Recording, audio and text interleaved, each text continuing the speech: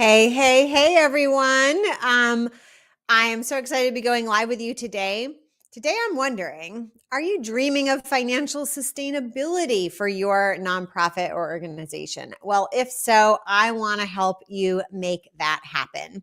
I'm Sarah Olivieri, and I have been helping nonprofits run better for over 2 decades. And in that time, I have seen 3 main problems come up which cause nonprofits to struggle with funding. So, do you want to know what they are?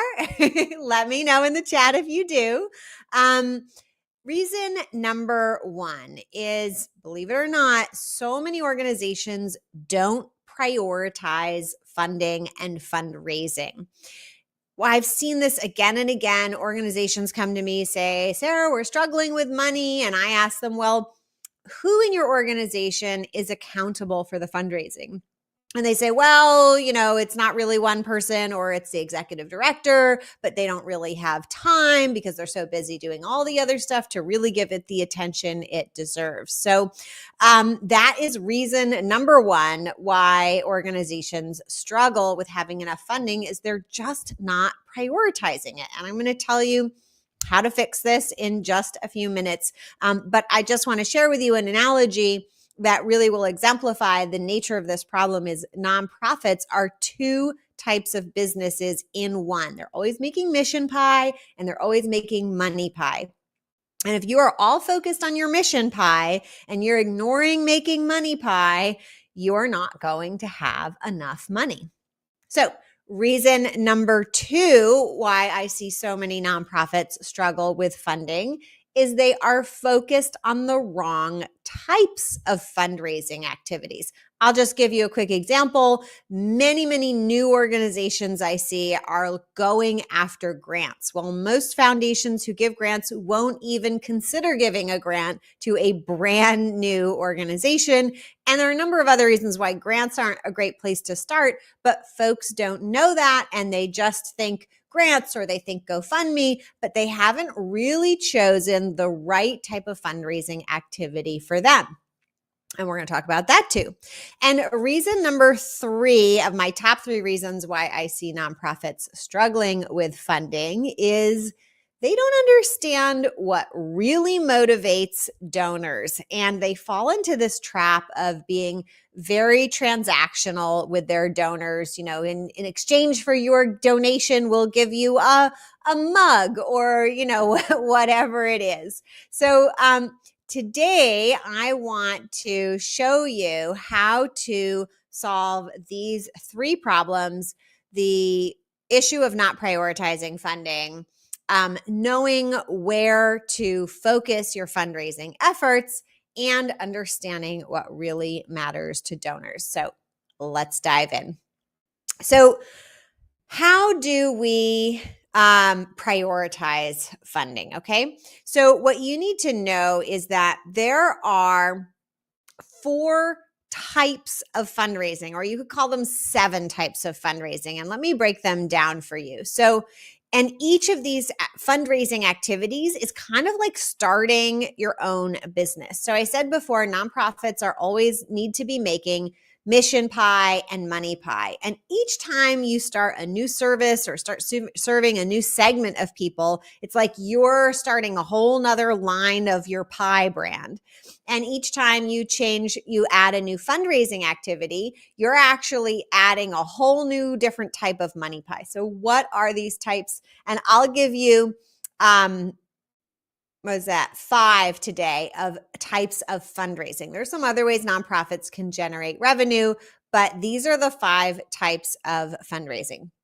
So, and each one of these, remember, represents making like a whole new business of generating money pie at your organization. So everybody knows there's the grants, right? You can go after grants. There are private foundations and there's federal grants. Those can be big and complicated. So that's one type. And you need all these systems and processes in place to figure out how to select the right type of grants, how to even apply for in the first place, because you can really waste a lot of time applying for grants that aren't the right fit, how to create a good grant application, how to make sure that you have all the basics in place that you'll need to even be considered for any grant in the first place, how to track any metrics and data and reporting. You have to have all these systems and processes in place to do grants well. Another type of nonprofit fundraising or money pie creation is major donors, right? This is where we have closer relationships with a few of the group. It could be small or it could be large group of people who are giving significant contributions to our organization. And once again, we need all these systems and processes in place for how do we cultivate, how do we create these relationships? How do we cultivate these relationships? How do we nurture them? How do we keep them? And even within major donors, I like to divide them up into major donors who have that investment mindset, who they're like, oh, I want to make something happen that's never happened before. And major donors who have the sustainability mindset, like this thing is working and I want to put my money so that we can do more of the same that is working well. So those are two mindsets, but within major donors. And it's like starting your major donor program is kind of like starting a new business inside your nonprofit. It needs proper attention. It needs systems and processes in place.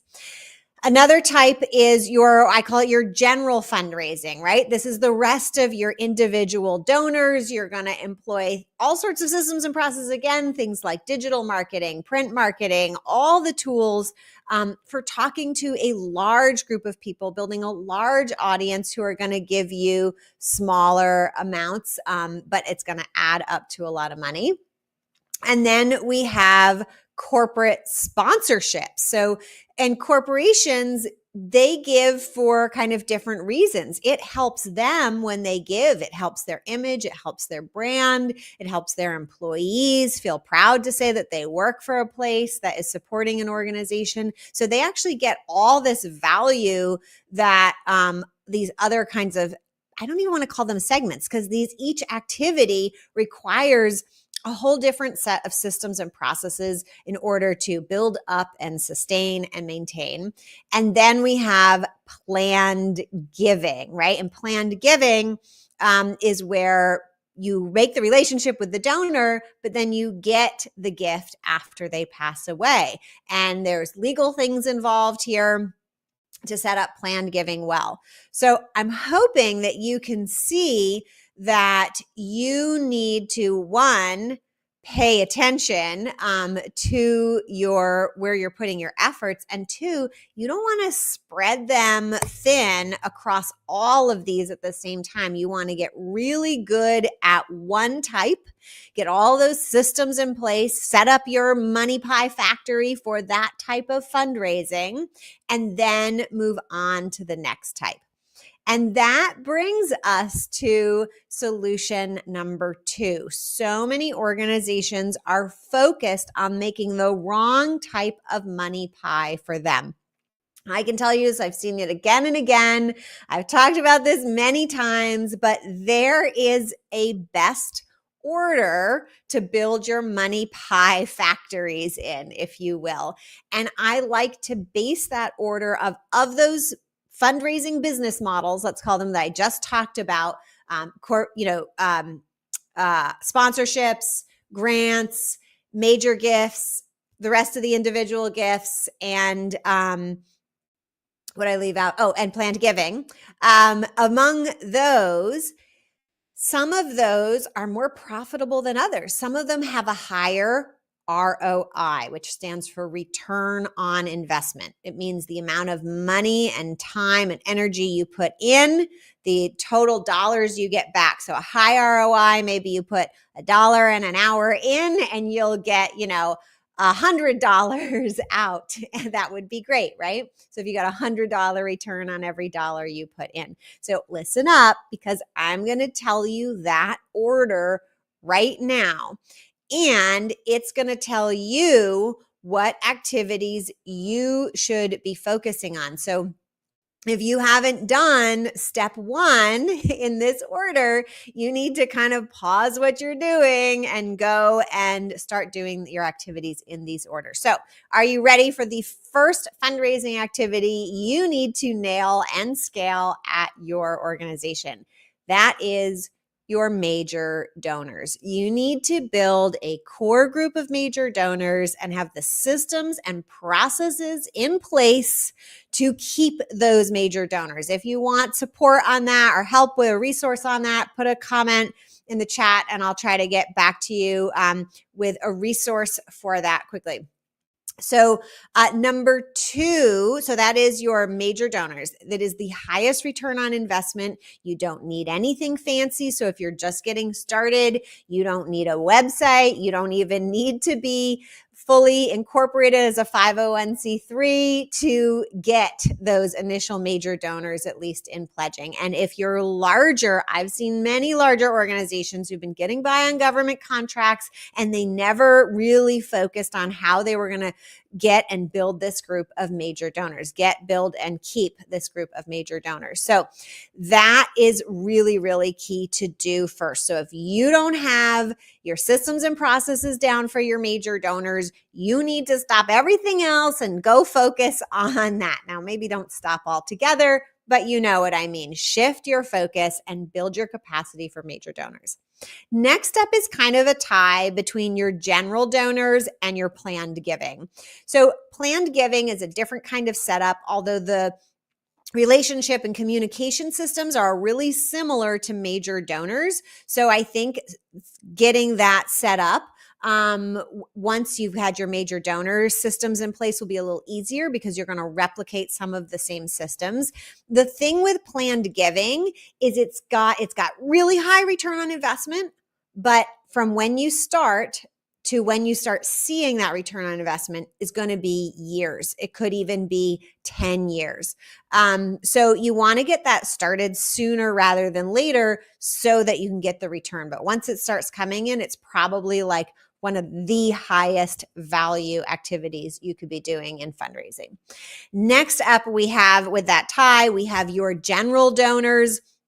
That's where you're going to do things like build your email list and do your social media marketing and make sure your donation pages on your website are ready to receive, where you'll do events that are going to bring in and attract and raise awareness to your organization. There's different types of events to bring in those major donors than the general donors. And you have to be really clear which one you're doing, right? So we have that. And ideally, as part of that, right, we're building a whole kind of pie factory here, right? So you might set up ambassadors who are going to help bring in and spread the word. There is lots and lots and lots of work to do. And if you nail your major donors and you nail this general donation piece and you get that planned giving piece in, you may be set. You may never even need to do these other activities. All right, I'm bumping my mic. So you may never need to do these other activities, but they are the next one to think about. Again, we have a tie between corporate sponsorships and grants. And really what I want to say is that if corporate sponsorships are right for you, you may want to choose them in front of grants. Not every organization is as ripe for corporate sponsorships. The thing with both corporate sponsorships and grants, well, they both take lots and lots of systems to set up to do them well, is they are not as high a return on investment as the first 3 activities we talked about. Corporate, and it's partly because each grant comes with unique things, right? They're not all, the same. There's going to be unique processes you're going to need to set up. And you have to be really careful because some grants in the end could potentially even cost you more than what you got from the grant, right? I have seen grants for $500 that took hours and hours to apply to and do reporting for. And it definitely, if you calculated the time it took for the person to apply for the grant and what you paid them or should have paid them, it was not worth that money. So you have to be really careful and make sure you factor in that full timeline of energy and expense for those grants. Corporate sponsorships can also be really lucrative, but there's a whole new skill set. You need to understand quite a bit about corporate branding and marketing in order to really be able to do great pitches here. Corporate sponsorships are so much more than like, do you want the silver package or the gold package? The money is in creating experiences for your sponsors that are getting them huge value for their businesses, and you're getting that value in return in dollars for your organization to run off of. So these could be very big deals, and they require a lot of work and a lot of know-how. So that's a whole separate pie factory. Let's see. I think we got them all. So those are the different types. So first, focus on your major donors, then focus on your planned giving or your general donors in whichever order feels good for you. Then focus on either grants or corporate sponsorships in whichever order makes sense for your organization based on fit for your mission and type of activities. Surprised? I know so many organizations, they go right after those grants, and that is like the icing on the cake at the very end. And if you do the first three well, you may never even have to deal with grants, and you won't have to deal with the reporting, and you'll have just unrestricted funding, and you will be a very happy nonprofit leader.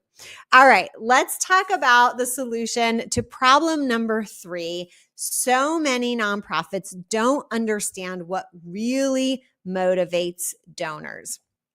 And, we think, oh, they need to get something, right, in order to give. Well, they are going to get something. And the something that almost every donor wants. And after so many years, I can sum this up into a single phrase.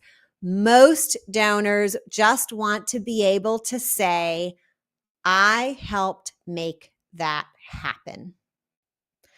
I help make that happen. Whatever it is at your organization, they want to feel like they were part of the process that made that happen. And they're going to do it with their dollars instead of their hands like your staff are doing, right? And when you understand that, and you build your fundraising campaigns around this concept, letting your donors be part of the community, be along for the journey, that is one of the most valuable things they could receive. It is worth way more. But if you get them thinking about like, my cup, right? Do you need the cup with the logo, or are you getting the tickets? All of a sudden we've commoditized it. And that isn't the true value of giving. And you're going to undervalue what you're truly offering. And it's going to start to feel like it's going to erode that return that you're getting, because you're going to get less money, and it's going to feel hard, and it's going to cost more money to do. But you focus on that really amazing emotional experience that you are giving your folks, so that they can say, I help make that happen. Even foundations, this is usually what they're in it for at some level, is they want to help make something happen. And they're going to use your nonprofit to do it if you're a good fit. So those are I'm in a whirlwind, right? Those are the 3 reasons why I see most nonprofits are struggling for funding, and in a whirlwind rapid tour of the solutions to solve them. Like I said, if you would love some links to resources, let me know in the comments, what is it that you are struggling with?